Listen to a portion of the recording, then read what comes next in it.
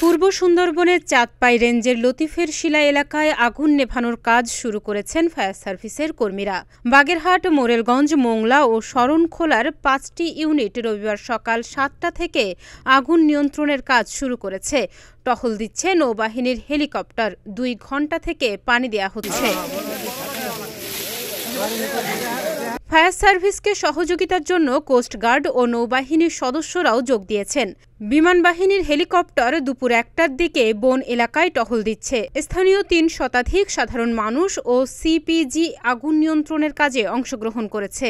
ওনারা বলছেন যে সার্কেল করে ওনারা আগুন নিভানোর প্রচেষ্টা করছেন। আমরা সবাই দেখতেছি অক্লান্ত পরিশ্রম করছেন, কিন্তু তারপরেও পিছনে আবার কিছু কিছু জায়গায় আমরা যখন আসছিলাম তখন দেখছি আবার নতুন করে ধোঁয়া দেখতে পাচ্ছি। ওখানে আবার হয়তো যেতে হবে বা ইন্টারভেনশন করার কোনো প্রয়োজন আছে। এরা দমকল বাহিনী বিভিন্ন রকম পন্থা করে পানি দেওয়ার পরে স্বাভাবিক নিয়ন্ত্রণে আসছে। এখনো আছে, কমে আসছে, কিছুটা আছে।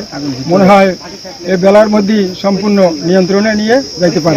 24 বছরে 26 বার আগুন লেগে 75 একর বনভূমি ধ্বংস হয়েছে এবং যতবার আগুন লেগেছে তার কারণ অনুসন্ধান করতে যে, তথ্য অনুসন্ধান করতে যে এবং তদন্ত কমিটির রিপোর্ট সবকিছু প্রমাণ করে যে এইসব অগ্নিকাণ্ডগুলো হচ্ছে পরিকল্পিত অগ্নিকাণ্ড। পূর্ব সুন্দরবনের বিভাগীয় বন কর্মকর্তা জানান, কী কারণে কিভাবে আগুন লেগেছে তা এখনও সঠিক কারণ বের করা যায়নি।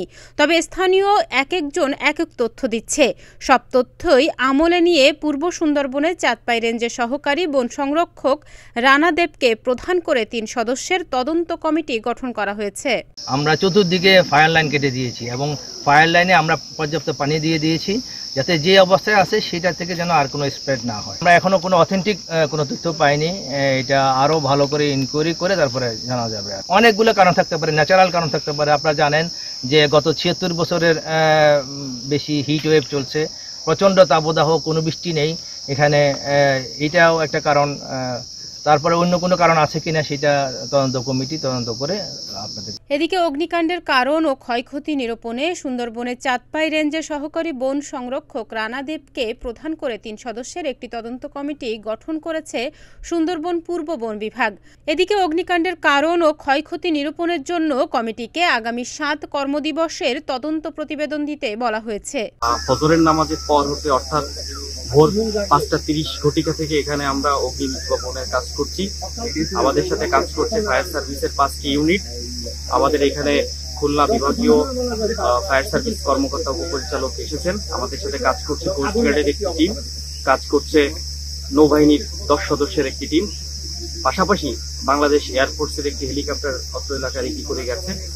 পাশাপাশি আমাদের প্রায় 3 শতাধিক ভলান্টিয়ার স্বেচ্ছাসেবক তারা কাজ করছে। আমরা সর্বাত্মক চেষ্টা করছি যাতে অতি দ্রুত আগুন নিয়ন্ত্রণে আসে।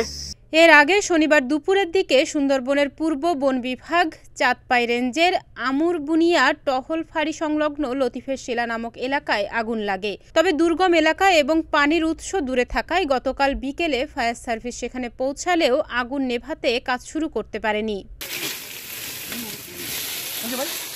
সর্বশেষ 2021 সালে 3 মে পূর্ব সুন্দরবনের শরণখোলা রেঞ্জের দাসের ভারানি এলাকায় আগুন লেগেছিল।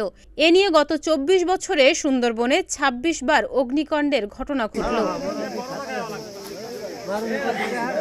ডেস্ক রিপোর্ট, প্রতিদিনের বাংলাদেশ।